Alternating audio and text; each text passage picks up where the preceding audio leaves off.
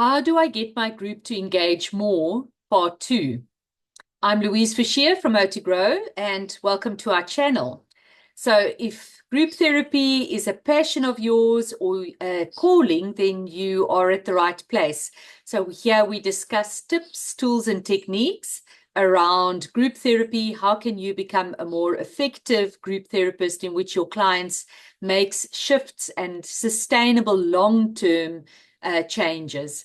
So we started our little mini series on how do I get my clients or my patients, my group members to engage more last week, and we are following up with part 2 this week. So the most common question that I get at any of the workshops that I present is how do I get my group members to engage more? So last week we spoke a little bit about how to take yourself out of the equation. And today we're going to talk about the use of I language. So our second tip of how do I get my clients to engage more is use I language. All right, so but what exactly does that mean? So I'm going to first start by giving you the examples of how people generally tend to talk. Listen to my own language there, how people generally tend to talk in a group. So they might say things like, when people aren't honest, it's hard to build trust. Or they might say, people must say what they think, else they're not genuine, and later one hears that they don't agree. Or one tends to worry when one says something because you want others to like you. Or men aren't willing to be vulnerable. So can you hear, these are very general statements, very vague. And because they're general and vague, they can never really give us depth. The conversation will remain superficial because you're right, somewhere out there, men are afraid of being vulnerable. And you're right, when people are not being honest, it is hard to build trust. So how am I supposed to connect with that conversation and that sentence when it's these vague, open, up in the air statements that are being made? So with that, it's hard for group members to engage. So what needs to happen is that a group needs to take ownership. Each group member needs to take ownership of what they say. And when we talk about I language, we don't mean the I that you see with language. We mean me, I language, using me and taking ownership of the things that I say in a conversation. So I'm going to give you examples. Take each one of them that I gave you just now and just see how does it feel when I language is used. And I want you to listen quite actively and intently on what is the difference when you hear me say the two different statements. So the first statement was, when people aren't honest, it's hard to build trust. All right, listen to it and just what are you feeling in your body and in your mind when you hear that statement? When people aren't honest, it's hard to build trust. Versus now, it's hard for me to build trust when people are dishonest. Can you hear? There's a shift that happens. So let's take the next one. People must say what they think, else they're not genuine, and later one hears that they didn't agree.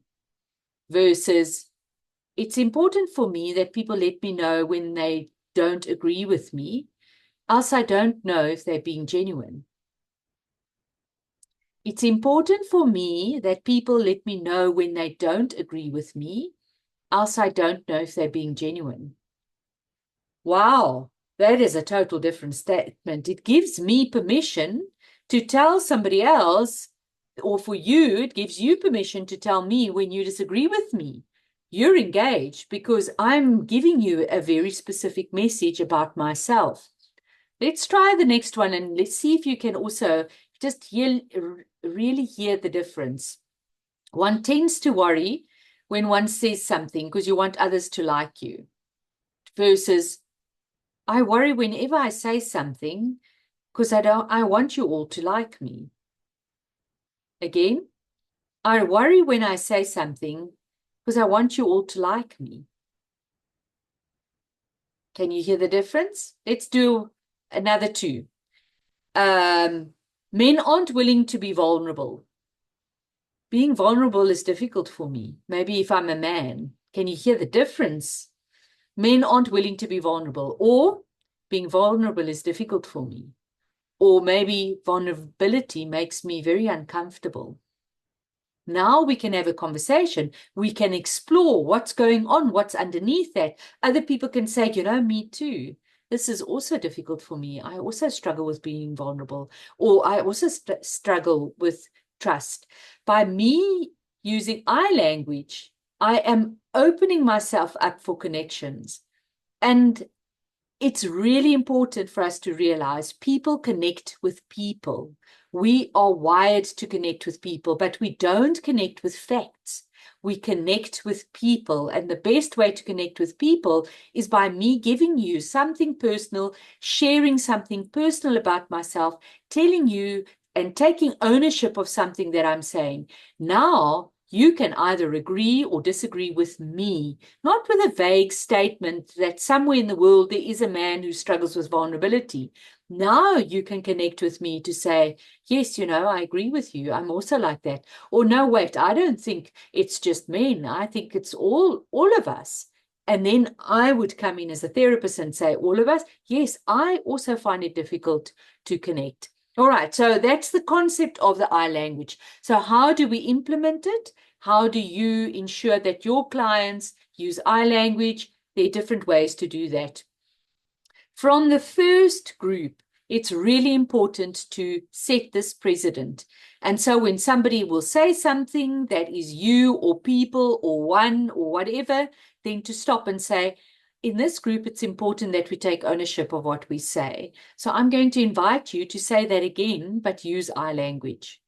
So in the very first time somebody uses a vague terminology, it's important to set that precedent, explain why we are doing this, and then to invite the person to rectify what they've said in using I language. After that, you can say every time somebody comes in with you, anybody in the group says I or one or people, you can say, can you say that again using I language? And then wait for them to change that.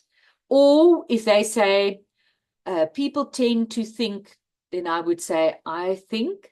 And often that's enough of a cue for people to go, oh, yes, I think, I feel. So listen when they're using people and then just replace the sentence or the statement that they're making and put I in instead of you or people or one.